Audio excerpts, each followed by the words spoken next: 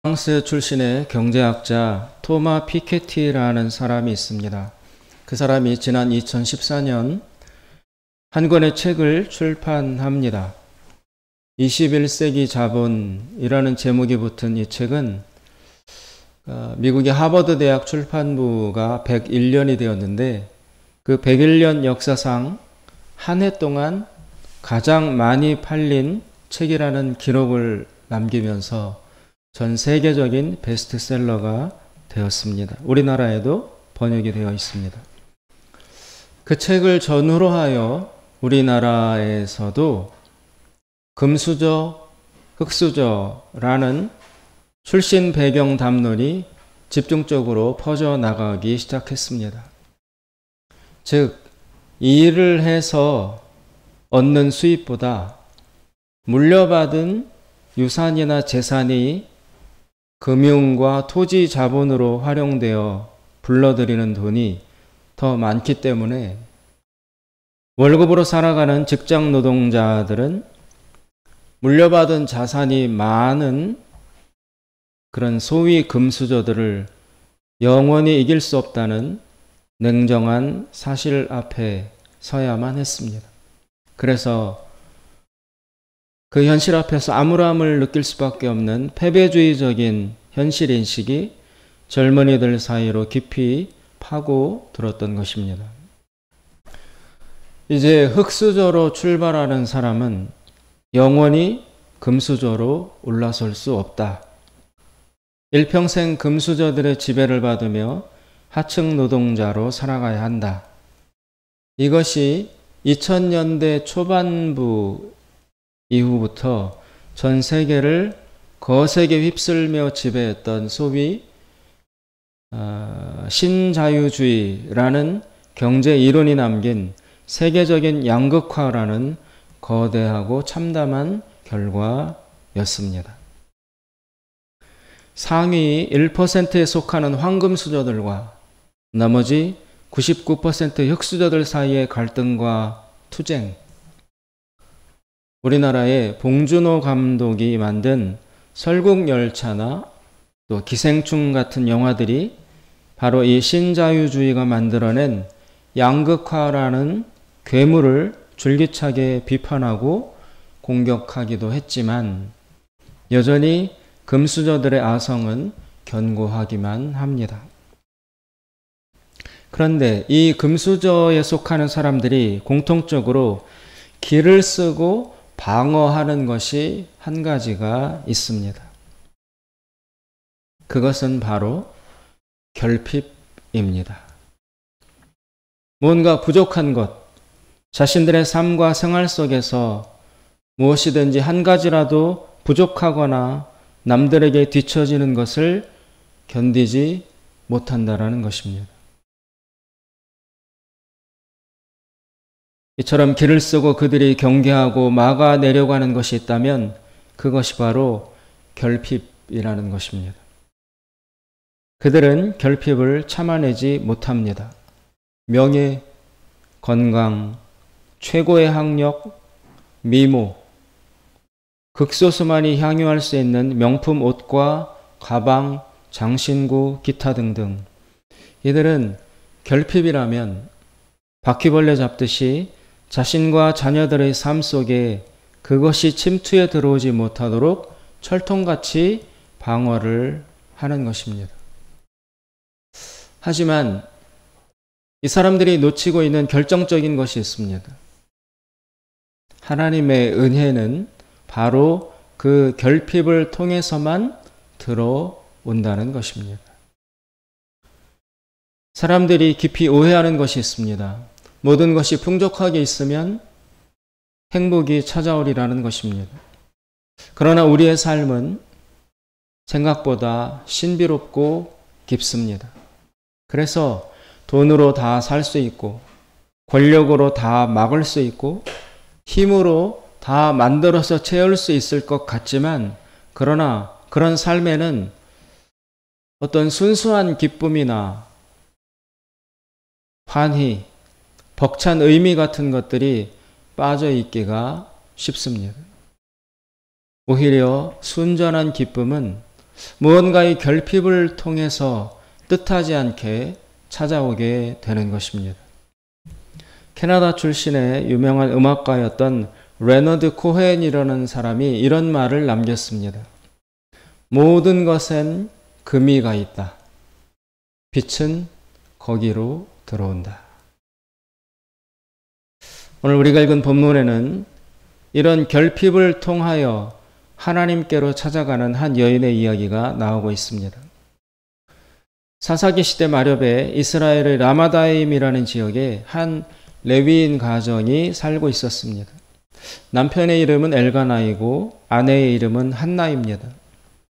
그런데 이 가정은 엮이는 가정이었습니다. 부인이 한 명 더 있습니다.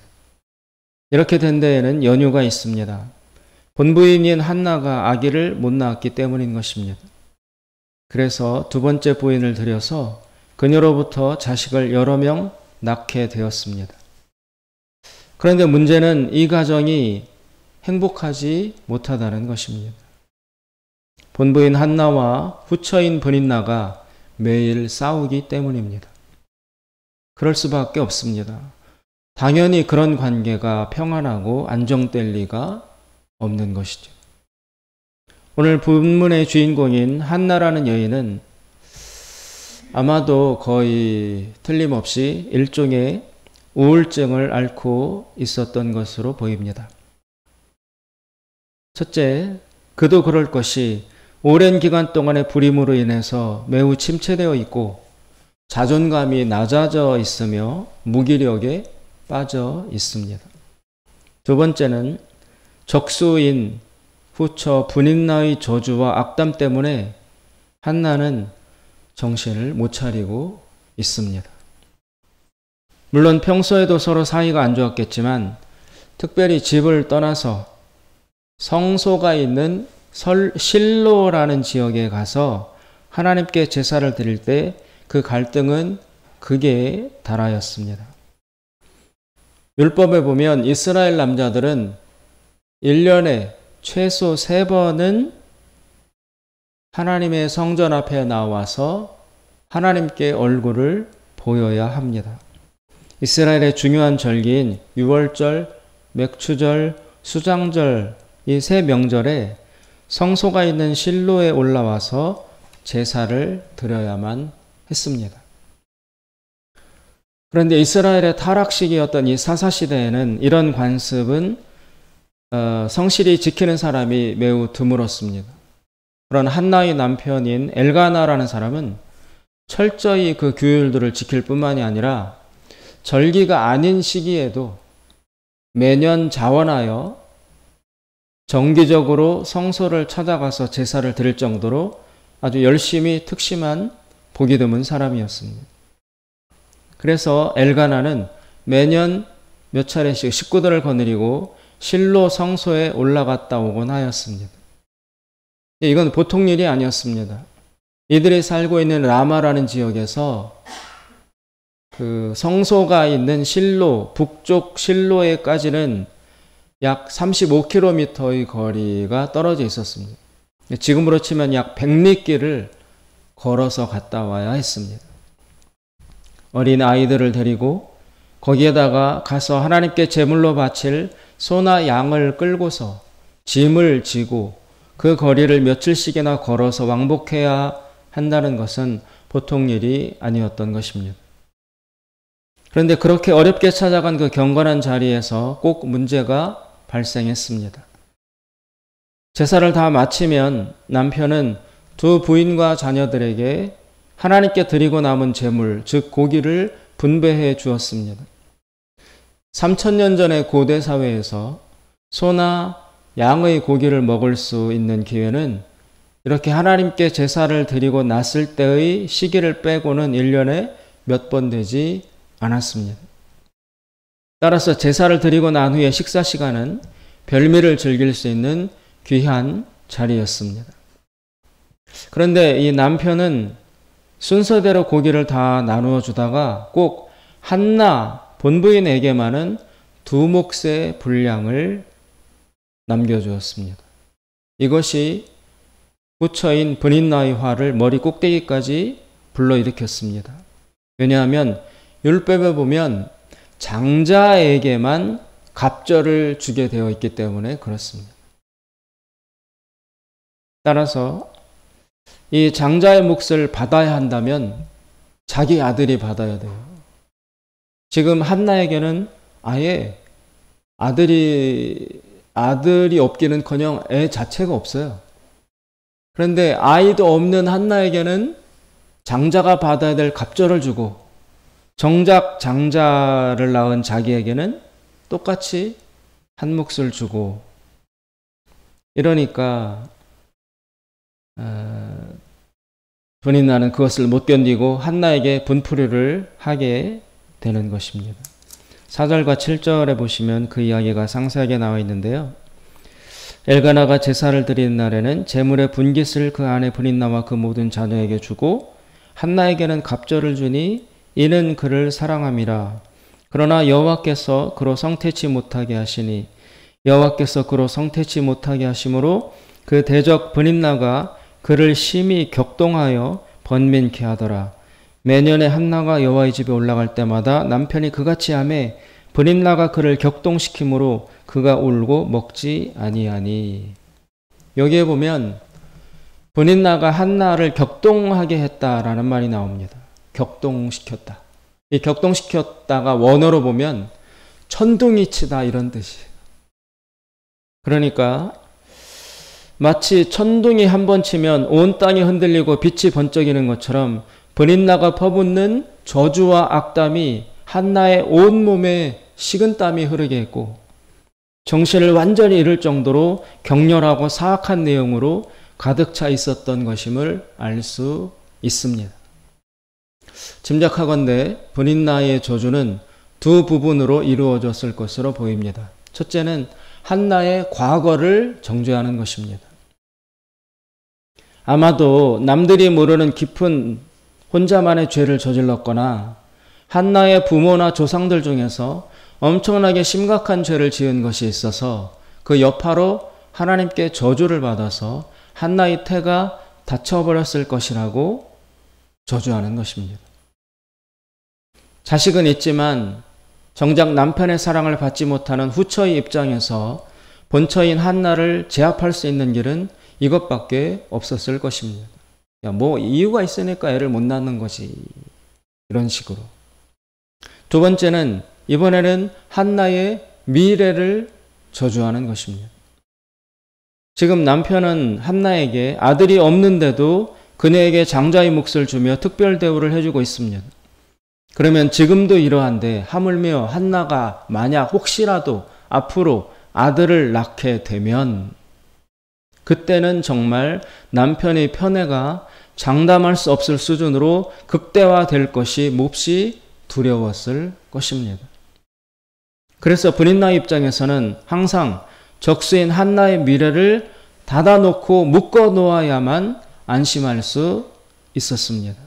그래서 한나에게 너는 앞으로도 영원히 절대로 아들을 낳을 수 없을 것이라고 과장된 저주와 비열하고 악랄한 욕설을 퍼부음으로써 그녀를 꼼짝 못하게 묶어 놓으려 했을 것입니다. 그러다 보니 즐겁고 기쁨의 자리가 되어야 할 하나님 앞에서의 제사와 예배가 항상 뒷부분에서는 분인나의 악에 바친 발버둥과 폐악질로 끝나게 되어서 한나는 오히려 그 매년 찾아오는 하나님 앞에서의 제사의 행사가 자지러지고 겁나고 두려운 고통의 장소가 되어 버렸습니다.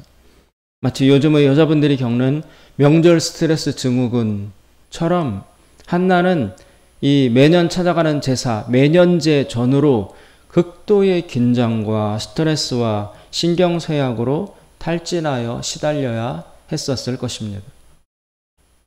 그러다 보니 한나는 극도의 무력감 속에 파묻혀 있게 되었습니다. 분인나에게 저항을 못하고 대항을 못합니다. 현실이 그러하므로 사실이므로 속수무책으로 당해야만 했습니다. 분인나의 말이 다 현실에 입각한 것이기 때문이었습니다. 그 저주의 말이 엄청난 힘을 가지고 그녀를 완전히 올가매어 절망에 빠지게 만들었습니다. 시편 11편 3절에는 이런 말씀이 나옵니다. 터가 무너지면 의인이 무엇을 할꼬? 지금 한나의 내면의 터, 영혼과 존재의 터가 무너져 붕괴되어 있습니다. 그래서 스스로 다시 일으킬 힘이 그녀의 내면에는 없는 것입니다. 잠언 18장 14절에도 역시 비슷한 지적이 나옵니다. 사람의 심령은 그 병을 능히 이기려니와 심령이 상하면 그것을 누가 일으키겠느냐. 마음이 살아있으면 병도 이기는데 그 마음이 무너져 있으면 어떤 질병도 이길 수 없다. 지금 한나는 심령, 즉 그의 영혼이 상하여 있습니다. 병들어 있습니다. 심각하게 공격당하여 구체적으로 자신을 끌고 나갈 내적 자원이 다 말라버린 상태에 있습니다. 이렇게 되자 한나에게서는 이제 육체적으로도 증상이 나타나기 시작했습니다. 7절에 보시면 7절 매년에 한나가 여호와의 집에 올라갈 때마다 남편이 그같이 하매 브릿나가 그를 격동시키므로 그가 울고 먹지 아니하니.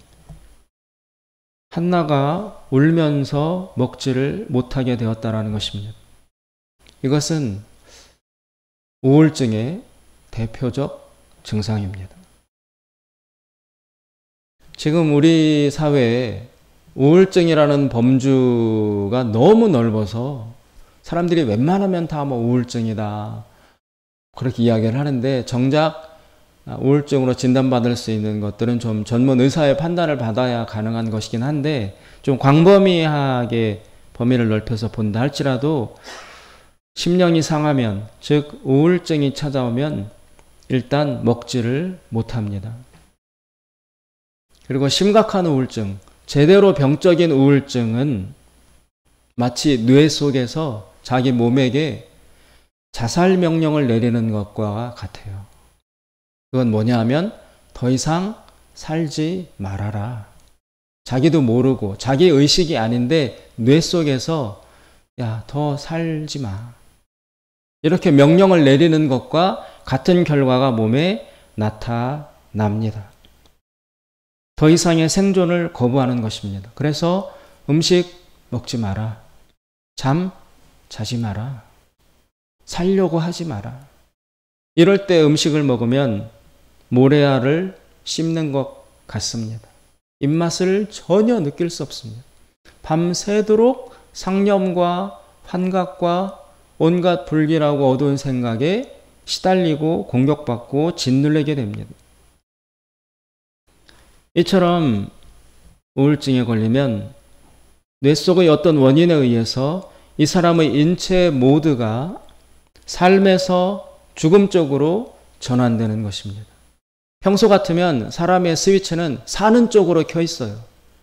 적극적으로 먹고 뭐 하고 싶어 하고 잠도 오고. 그런데 우울증에 걸리면 뇌 속의 스위치가 삶이 아니라 죽음 쪽으로 스위치가 바뀌어요. 그러면 내가 생각은 그렇지 않다 할지라도 내 몸은 뇌의 명령을 받아서 잠도 못 자고 밥도 못 먹고 의욕도 없고 이런 쪽으로, 죽음을 향하는 쪽으로 우리 신체 모두가 전환이 된다는 것입니다. 그래서 모든 생존 욕구, 즉 식욕, 성욕, 성취욕, 명예욕, 소유욕 등등과 같은 모든 기본적인 욕망들이 다 불을 끄고 시들어 버리기 시작하는 것입니다. 그래서 심리학자 롤로 메이라는 사람은 우울증을 이렇게 정의했습니다. 우울증이란 미래를 구성하는 능력의 상실이다. 지금 한나의 내면에는 터가 무너져 있습니다. 삶을 이끌어가는 마음의 중심, 즉 심령이 깊이 손상되어 있습니다. 살고자 하는 에너지가 발동되지 않습니다. 이런 상태가 되면 모든 것이 의미가 없어집니다. 기쁨이 사라집니다. 계획을 품을 수 없습니다. 오늘 본문 8절에 나오는 것처럼 남편 엘가나도 전혀 위로가 못 됩니다. 신앙도 작동되지 않습니다. 매년 하나님 앞에 가서 예배와 제사를 드리는 것이 아무런 의미를 그녀에게 주지 못했습니다. 오히려 고통의 근원과 계기가 될 뿐이었습니다. 예배, 즉 제사에서 아무런 힘도 얻지 못합니다. 형식적인 예배를 드려왔을 뿐인 것입니다. 한나는 지금 아이를 낳지 못하는 심각한 결핍으로 인해서 시작된 영적인 질병을 앓고 있습니다. 계기는 불임입니다. 그러나 진정한 원인은 하나님과의 분리입니다. 도대체 하나님은 나에게 왜 그러시나? 하나님은 계신가? 이처럼 하나님이 없어서 겪는 영적 죽음의 상태를 한나는 지금 겪어가고 있는 것입니다. 그렇다면 결핍이 만들어낸 이 커다란 문제를 한나는 어떻게 풀어가야 하겠습니까? 오늘 본문에 그 이야기가 나오고 있습니다. 결론적으로 이야기하면 한나는 돌파구를 스스로 찾아야 합니다. 냉정한 말씀 같지만 스스로 일어나야만 새로운 삶이 찾아올 수 있습니다. 아무도 마음을 일으키는 것을 대신해 줄 수가 없습니다. 그렇다면 스스로 이기기 위해서 자신이 해야 될 이 고난을 이겨나갈 수 있는 원리는 무엇인가? 구약성경 시편 121편에 보면 이런 말씀이 나옵니다. 내가 산을 향하여 눈을 들리라. 나의 도움이 어디서 올꼬? 나의 도움이 천지를 지으신 여호와에게서로다. 아까 우리가 부른 찬양이 이 내용이었잖아요. 나의 도움이 어디서 올까? 깊이 물어봅니다.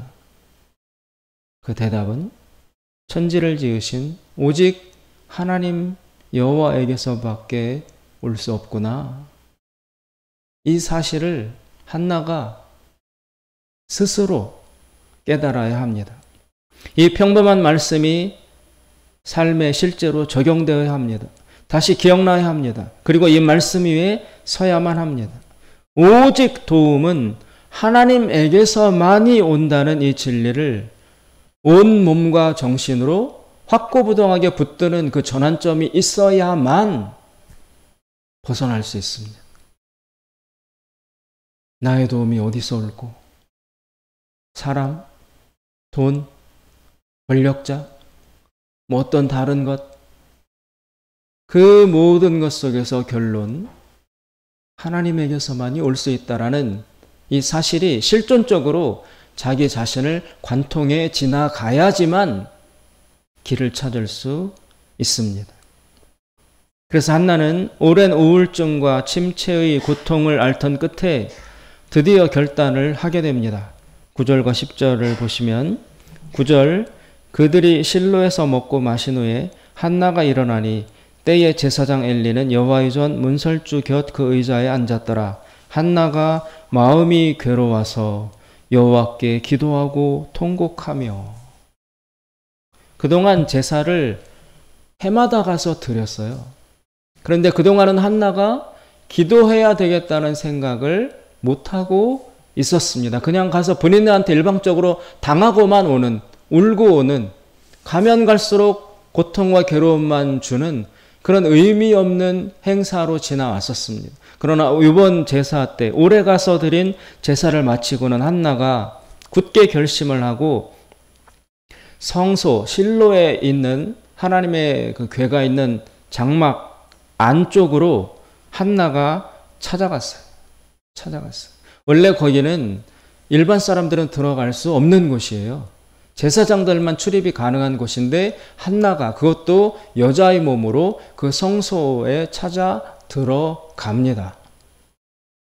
가서 한나가 마음이 괴로워서, 이때 마음이 괴롭다라는 말은 영혼이 쓰라려서 라는 뜻인데 여기 나온 이 말은 성경의 다른 데 보면 아이를 잃은 여자가 내 마음이 찢어지게 아픕니다 라고 썼을 때 했던 그 단어하고 똑같은 게 지금 한나의 마음을 표현하는 단어로 쓰여졌습니다. 그 정도로 한나의 마음이 아팠다는 것입니다. 그래서 들어가서 통곡하며 기도를 했습니다. 12절에 보면 그가 여호와 앞에 오래 기도하는 동안에 오래 기도해서 시간이 가는 줄도 모르고 하나님 앞에 기도를 했습니다. 한나는 매년 찾아가던 성전 제사를 마친 후에 어느 날 깊은 결심을 하고 가족에게서 떨어져 나와서 기도하러 성소를 찾아 들어갑니다. 사랑하는 여러분, 무슨 문제가 되었든 스스로 기도하기 전까지는 거기서 절대로 못 빠져나옵니다. 기도를 시작하기 전까지는 어떤 힘도 발휘할 수 없습니다. 힘을 공급받을 곳이 없기 때문입니다. 왜 그런가? 생명의 근원에서 지금 끊어져 있기 때문에 그럴 수밖에 없습니다. 신약성경 요한복음 15장에 보면 예수님은 자신을 포도나무라고 말씀하시고 우리를 그 나무에 붙어있는 가지라고 설명하셨습니다. 그래서 15장 5절에 보시면 나는 포도나무요 너희는 가지니 저가 내 안에 내가 저 안에 있으면 이 사람은 과실을 많이 맺나니 라고 당연한 영적 사실을 제시하셨습니다. 그런데 그 15장 5절 뒷부분에 무서운 말씀을 동시에 한 가지 더 덧붙이십니다. 뭐라고 하시냐면 나를 떠나서는 너희가 아무것도 할 수 없음이라. 지금 한나는 포도나무 대신 하나님에게서 떠나 있습니다. 분리되어 있습니다. 그래서 아무것도 할 수 없는 것입니다. 아들이 없어서가 아니라 하나님이 없어서 나타나는 죽음의 징후를 한나는 겪고 있는 것입니다. 흔히 고통을 겪을 때 사람들은 표면적 원인만을 제거하려고 몸부림을 칩니다. 돈 문제를 해결하고 새 사업을 확장하고 직장을 옮기고 빚을 갚고 집을 사고 결혼을 하고 등등 육체를 통해서 해결하려 하지만 결코 궁극적인 해결책이 되지 못합니다. 우울증 역시 한약을 먹고 운동을 하고 햇빛을 쬐고 일, 취미, 옷, 집, 세차, 여행 등등 육체를 통해서 벗어나려고 하지만 그것으로 되지 않습니다. 먹지 못해서가 아니라 하나님이 없어서 나타난 질병인 것입니다. 원인이 육체에 있지 않습니다. 포도나무 대신 예수님에게 다시 붙여져야만 살아날 수 있습니다. 나의 도움은 오직 하나님에게서만이 온다는, 포도나무 대신 예수님에게서만이 나의 생명은 온다는 이 평범한 말씀 속에서 생명의 원리를 다시 발견해야 살아날 수 있습니다.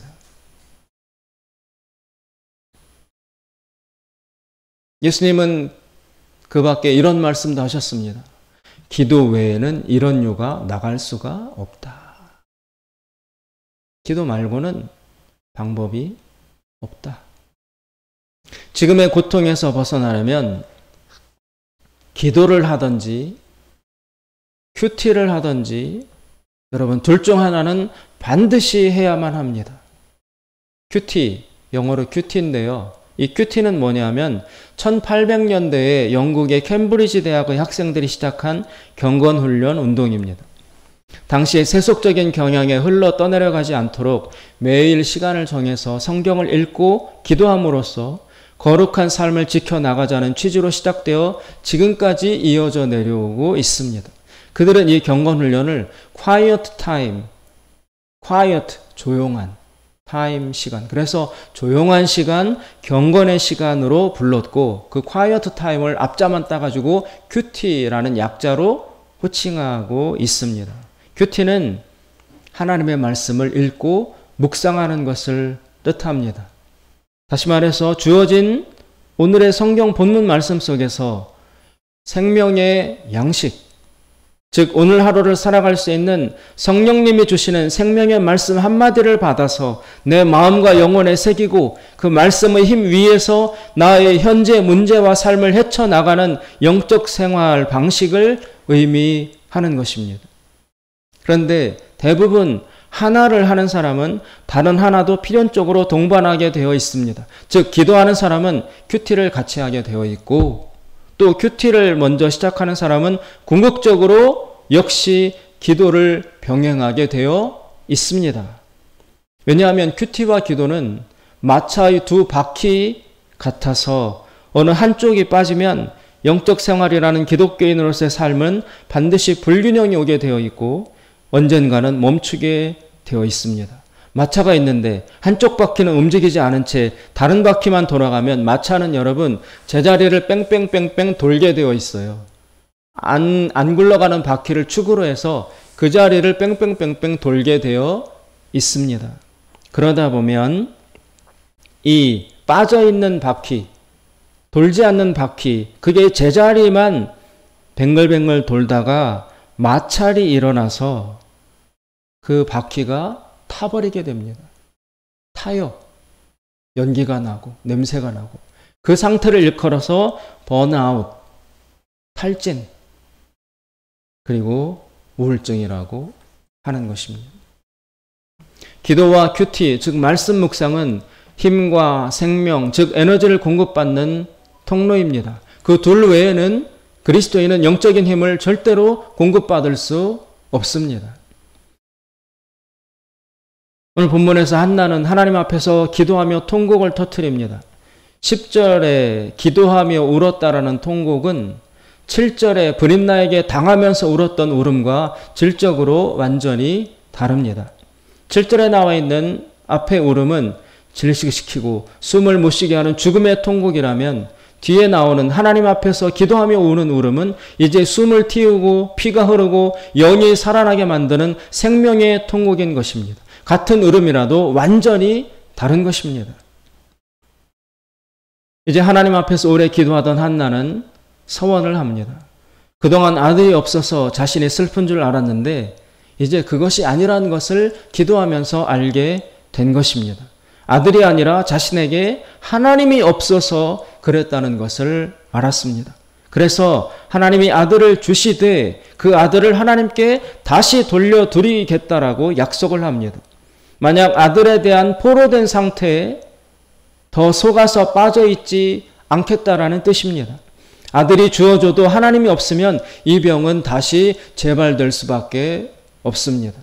그래서 한나는 궁극적 생명이신 하나님을 얻겠다는 뜻으로 주신 아들을 하나님에게 다시 돌려드린다라고 서원을 합니다. 즉 아들에게 속박되지 않겠다라는 것입니다. 나는 하나님에게 묶이면 묶였지 이 육체적인 것, 지상적인 것, 심지어 아들이라 할지라도 거기에 묶여서 내 영의 에너지를 다시는 잃지 않겠다.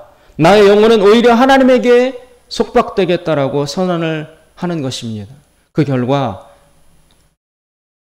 거룩하지 못한 당시 엘리라는 제사장의 축복임에도 불구하고 이제 한나는 아들의 부재로 인한 허위 가짜 속박에서 벗어났으므로 다시 먹기 시작합니다. 그리고 얼굴빛이 달라지기 시작합니다. 17절 18절에 보시면 한나가 기도하고 있으니까 제사장 엘리라는 사람이 다가와요. 왜냐하면 아까 말씀드린 것처럼 그 성소 안에 여자가 들어온 적이 없어요. 그리고 거기 와서 그런 식으로 기도하는 것도 당시의 문화로서는 허용되어 있던 기도 방법이 아니에요. 항상 제사장을 끼고 하나님께 제물을 바치면서 향을 피우고 그런 게 기도였지 개인적으로 성소에 들어와서 하나님한테 직접 내 사정을 아뢰는 그런 기도 방식은 당시에는 알려져 있지도 않고 허용되어 있지도 않던 방식이에요. 그런데 한나가 처음으로 너무 심령이 답답하니까 성소에까지 찾아 들어갔고 거기서 혼자 하나님한테 직접 제사장 없이 자기의 심령을 토로하고 있으니까 그것을 본 제사장 엘리가 처음 보는 일이니까 저 여자 수상하다. 그리고 한나가 막 입으로 우물우물 말하고 있으니까 대낮부터 술 취한 거 아니야? 그래서 꾸짖으러 왔던 거예요. 그랬더니 이제 한나가 그 말을 듣고 난 일어나지 않고 아파하고 원통해서 하나님께 기도하던 중입니다. 그 말을 듣고 난 엘리가 17절 이렇게 합니다. 엘리가 대답하여 가로되 평안히 가라. 이스라엘의 하나님이 너희 기도하여 구한 것을 허락하시기를 원하노라. 18절 가로되 당신의 여종이 당신께 은혜 입기를 원하나이다 하고 가서 먹고 얼굴에 다시는 수색, 근심의 빛이 없으니라. 한나는 이 기도를 통해서 그리고 기도 끝에 주어진 제사장의 말씀을 듣고 하나님에게 다시 연결되기 시작한 것입니다. 따라서 한나에게 있어서 진짜 필요했던 것은 아들이 아니라 바로 하나님 이었던 것입니다. 만약 아들이 진짜 원인이라면 그 아들을 결코 못 바칩니다. 아까워서 어떻게 바칩니까?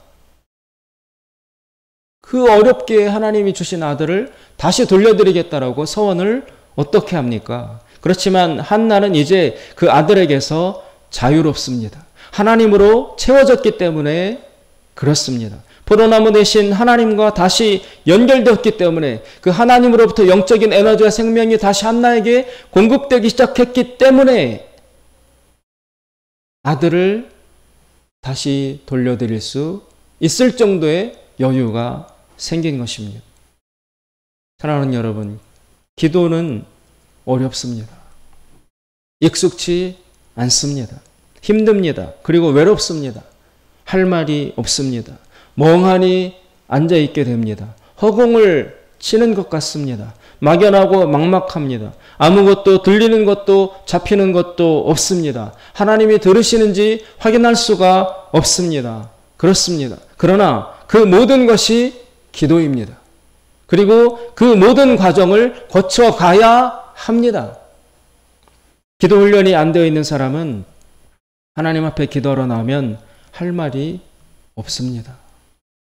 그러나 늘 기도하는 사람은 시간이 부족합니다. 기도할 것이 너무 많습니다.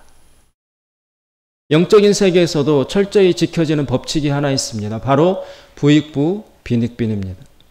기도하는 사람은 기도할 것이 넘쳐나고 기도 안 하는 사람은 아무 할 말이 없습니다. 너무 빈약합니다. 감사하는 사람은 감사할 것이 너무 많고 감사를 잃어버린 사람은 아무리 끌어모아 보아도 감사거리가 손에 잡히지 않습니다. 찬양하는 사람은 늘 찬양하고 다니고 찬양이 중단된 사람은 마음 깊숙이 서글픔이 가득합니다. 인생에 대한 후회와 회한과 안타까움과 허무로 어쩔 줄을 모릅니다. 왜 이런 차이가 나는 것입니까? 포도나무이신 예수님에게 붙어 있느냐 안 있느냐의 차이가 이 결과를 낳는다는 것입니다. 시편 1편에 복 있는 사람은 마치 시냇가에 심겨진 나무와도 같이 사시사철 결실한다. 열매를 맺는다. 그러나 악인은 그렇지 않음이요. 바람이 나는 겨와 같이 둥둥 떠다니고 정처가 없이 날아다니고 속에 든 곡식이 없으니까 바람에 날아다닌다는 거예요. 그 차이가 뭐냐? 시편 1편에 복 있는 사람은 하나님의 말씀을 주야로 묵상하는 사람이다. 하나님 말씀을 묵상하는 그것을 통해서 영의 생명을 하나님부터 공급받으니까 포도나무 대신 예수님에게 붙어있게 되니까 이 사람의 삶에는 자신의 능력이 아닌 하나님으로부터 주어지는 은혜의 능력으로 결실과 열매가 풍성히 맺힐 수밖에 없다라는 것입니다. 그러나 하나님의 말씀을 멀리하는 사람, 기도하지 아니하는 사람은 자신의 모든 것을 다 들여 노력해도 늘 헛되고 늘 비고 늘 열매가 없고 늘 껍데기처럼 허공을 날아다닐 수밖에 없다라고 시편 1편은 분명히 이야기를 하고 있습니다. 평소에 책 읽는 것을 좋아하는 사람은 여러분 서점에 가면 무슨 책을 사야 할지 딱딱 골라냅니다. 그런데 책과 담 쌓고 사는 사람은 서점에 들여다 놓으면 그저 막막합니다. 다 그 책이 그 책 같고 무슨 책을 사야 할지 선택할 수 없어서 흥미와 길을 잃게 됩니다. 이제 궁극적인 질문이 하나 더 남아 있습니다. 그렇다면 이렇게 열심히 기도해서 구체적으로 현실적으로 얻는 것이 과연 무엇인가? 궁극적으로 기도는 무엇으로 완성되는가? 그것은 결국 하나님의 음성을 듣기 위해서입니다. 하나님으로부터 한 말씀만 받으면 우리 영혼은 즉각 살아납니다. 하나님에게서 말씀을 받지 못하면 우리 영혼은 피폐하고 메마르고 죽어갈 수밖에 없습니다. 한나를 보십시오. 그녀가 열심히 기도하고 있는데 제사장 엘리가 다가왔습니다. 그리고는 술 좀 그만 먹으라고 엉뚱한 오해를 하였습니다. 그 과정을 계기로 하여 한나는 제사장에게 자신의 아픔과 원통함에 대해서 하염없이 털어놓게 되었습니다. 그때 그녀의 심정은 답답하고 고통으로 터져나가는 것 같았을 것입니다. 그런데 그녀의 말을 다 들은 제사장이 뜻밖의 한마디를 선사해 주지 않습니까? 17절 엘리가 대답하여 이르되 평안히 가라. 이스라엘 하나님이 내가 기도하여 구한 것을 허락하시기를 원하노라. 이 말을 들은 한나는 즉각 얼굴이 달라지면서 화색이 돌고 에너지를 회복하게 된 것입니다. 그리고는 다시 먹기를 시작하고 모든 근심빛이 얼굴에서 다 사라졌습니다. 한나의 이 순간적 변화가 왜 가능합니까? 하나님의 응답의 말씀을 제사장을 통해서 받았기 때문입니다. 기도하는 동안 한나의 가슴은 터질 듯이 답답했을 것입니다. 서원까지 했지만 하나님의 시원한 응답은 들려오지 않았습니다. 그래서 죽을 것만 같았습니다. 힘이 더 빠졌습니다. 너무 암담합니다. 그런데 마치 시비 걸러 온 사람처럼 다가왔던 엘리 제사장의 입에서 한나가 그토록 듣고 싶어 했던 하나님의 응답과 축복의 말씀이 흘러나왔던 것입니다. 이제 한나는 자신을 옥죄이던 속박의 사슬에서 그 음성과 말씀을 듣고 벗어났습니다. 하나님의 생명의 말씀을 받자마자 그의 영혼은 소생된 것입니다. 이제 한나의 영혼은 치유되었습니다. 포도나무 대신 하나님께 연결되었으므로 하나님의 그녀 속에 들어오셨으므로 그녀는 기쁨과 즐거움을 회복하게 되었습니다. 담대함과 영적인 회복을 획득하게 되었습니다. 그 증거가 2장에 나오는 한나의 고백 기도의 내용입니다. 2장으로 가보십시오. 아기를 낳고 난 다음에 한나가 하나님을 찬양하며 기도합니다. 2장 1절에 보시면 한나가 기도하여 가로되 내 마음이 여호와를 인하여 즐거워하며 내 뿔이 여호와를 인하여 높아졌으며 내 입이 원수들을 향하여 크게 열렸으니 이는 내가 주의 구원을 인하여 기뻐함이니이다. 여기에 즐거움, 높아짐, 구원, 기뻐함 이런 단어들이 그녀의 입술에서 흘러나오고 있습니다. 이전에는 절대로 생각지도 못하던 한나의 생활과 인생에는 찾아낼 수 없었던 개념과 단어들이 하나님의 응답을 받고 난 이후에 하나님을 만나고 난 이후에 한나의 입술에서 폭발적으로 솟아나오고 있는 것입니다. 한나의 삶이 완전히 바뀌었습니다. 따라서 우리가 간절히 기도하는 이유는 결국 하나님에게서 말씀 한마디를 받기 위해서입니다. 우리를 소생시키는 하나님의 만나를 발견하기 위해서인 것입니다. 그래서 우리는 기도할 때 큐티를, 말씀 묵상을 그래서 병행해야 하는 것입니다. 간절히 기도하고 나서 그냥 돌아가면 하나님의 말씀을 들을 수가 없어요. 기도한 후에 성경을 들고 묵상을 해야만 그 하나님의 말씀 속에서 하나님이 준비하신 생명의 만나를 찾아내게 되는 것입니다. 그저 기도만 하고 앉아있다가는 하나님의 응답을 찾기 어렵습니다. 하나님은 어떤 음성으로 이야기해 주시거나 어떤 환상과 초자연적 이적으로 보여주시는 분이 아닙니다. 하나님은 영이심으로 우리 눈에 보이지 않습니다. 우리의 감각기관을 초월해서 계십니다. 따라서 아무리 우리의 오감으로 듣고 보고 만지고 하는 오감으로 하나님을 체험하려 몸부림을 쳐도 완전히 특별한 경우가 아니고서는 하나님의 직접적인 음성을 듣는 것은 거의 불가능합니다. 따라서 사도 바울도 이렇게 말하지 않았습니까? 지금은 우리가 거울로 보는 것처럼 희미하다. 사도 바울이 살던 옛날 고대 로마 시대의 거울은 유리가 아니라 청동 원판을 매끄럽게 잘 닦아서 비추어 보던 것이므로 지금의 유리와는 비교가 불가능합니다. 아무리 잘 닦고 좋은 거울이어도 청동, 구리로 이루어져 있으므로 그저 희미하게 볼 수 있었을 뿐입니다. 따라서 우리 현실 속에서 하나님을 직접 만나고 직접 만져보고 직접 소리를 들을 수는 없습니다. 그렇다면 우리는 어떻게 어디에서 하나님을 만날 수 있습니까? 어떻게 하나님을 인격적으로 만날 수 있습니까? 여기서 인격적으로 만난다는 것은 영어의 personal을 번역한 것입니다. personal이라는 단어는 두 가지 뜻이 있습니다. 첫째, 개인적으로. 두 번째, 인격적으로. 인격적이라는 것은 personality, 즉 인격성을 가지신 분으로 체험한다는 것입니다. 인격성이라는 것은 지정의를 가지고 있는 생명으로서의 존재성을 지닌 분으로 하나님을 경험하는 것입니다. 사물이 아니라 어떤 정보나 무생물적인 대상이 아니라 살아계신 분으로 하나님을 체험한다는 것입니다. 이런 퍼스널리티를 가지신 하나님을 우리는 어떻게 만납니까? 오직 성경 말씀 속에서만 만날 수 있습니다. 영이신 하나님은 자신의 인격성을 이 성경 말씀 속에 구체화해 놓으셨습니다. 성경은 단순히 정보의 집합체나 역사적 사실의 보고서만이 아닙니다.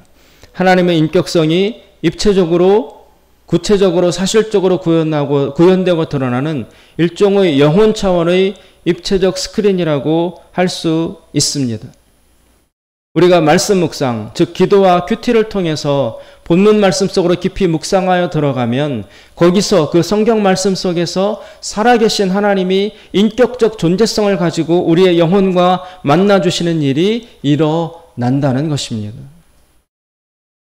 따라서 신약 성경 히브리서 4장에 이런 말씀이 나와 있습니다.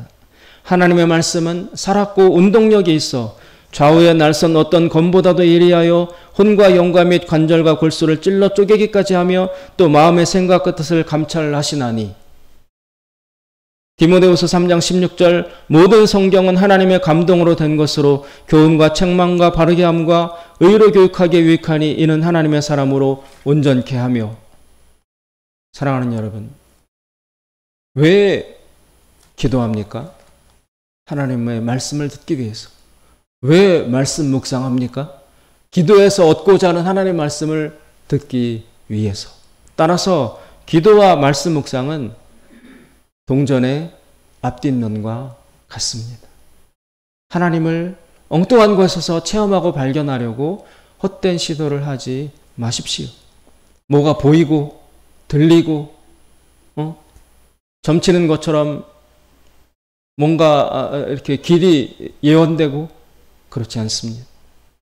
이 하나님의 말씀은 그냥 인간의 이성과 지성으로만 파악할 수 있는 세상의 다른 책과 똑같은 책이 아니고 책이어 보이지만 이 안에 하나님이 입체적으로 살아계십니다. 영으로 살아계셔서 이 말씀을 기도와 함께 깊이 묵상에 들어가면 우리의 영혼 속에 입체적인 하나님과의 만남이 이루어진다라는 것입니다. 그것을 이 말씀을 통해서 하나님을 만나는 체험을 하게 되면 사람이 신앙이 성장합니다. 그때부터 하나님과의 관계가 자라기 시작합니다. 그 기도와 말씀 두 가지가 병행되지 않는 한 한나처럼 매년 올라가서 드린 제사를 오랫동안 드렸어도 포도나무 대신 하나님께서 떨어져 있는 분리 상태가 해결되지 않았던 것처럼 한나가 결심하고 기도했을 때 하나님 말씀을 듣고 그때부터 하나님과의 관계가 회복된 것과 마찬가지로 우리도 개인적으로 기도하고 개인적으로 하나님 말씀을 묵상하는 큐티 이런 것들을 하지 않는 한 하나님과의 관계성이 발전될 수가 없다라는 것입니다. 하나님의 말씀을 들으면 우리는 살아납니다. 어떤 문제도 이길 수 있습니다. 오늘 하나님이 주시는 이 영적인 깊은 비밀과 원리, 원칙을 마음에 간직하시고 기도와 말씀 두 가지의 자리에 성실히 나가시는 우리 모두가 될 수 있기를 주님의 이름으로 축원드립니다. 기도하겠습니다. 자비로우신 하나님 아버지, 포도나무 대신 예수님에게 우리가 붙어 있어야 그때부터 생명을 공급받을 수 있습니다. 포도나무 대신 예수님에게 붙어 있을 수 있는 유일한 방법이 있다면 오직 기도와 말씀 묵상밖에 없습니다. 하나님, 허무한 곳에서 그리고 이방 종교를 찾아다니며 하나님을 찾고자 하는 것을 중단하고 오직 개인적인 골방에 들어가 무릎 꿇고 하나님을 부르며 그리고 개인적으로 어렵지만 익숙하지 않지만 부족하지만 하나님 말씀 한 구절 한 구절을 붙들고 그것을 품고 묵상하고 암송하고 생각하고 나아갈 때 하나님께서는 반드시 거기에 응답하실 줄로 믿습니다. 우리 성도들을 하나님 인격적으로 만나 주시옵소서. 하나님을 인격적으로 체험하게 하여 주시옵소서. 그래서 한나처럼 과거를 이기고 새로운 삶을 창조하여 기쁨과 감사와 찬양과 전에 사용하지 못하던 온갖 즐거운 단어들을 입술에 담으며 하나님께 영광을 돌리며 살아가는 역동적이고 승리하는 삶을 살아갈 수 있도록 주님 축복을 내려 주시옵소서. 하나님께 감사드리며 예수님의 이름으로 기도드리옵나이다. 아멘. 다 같이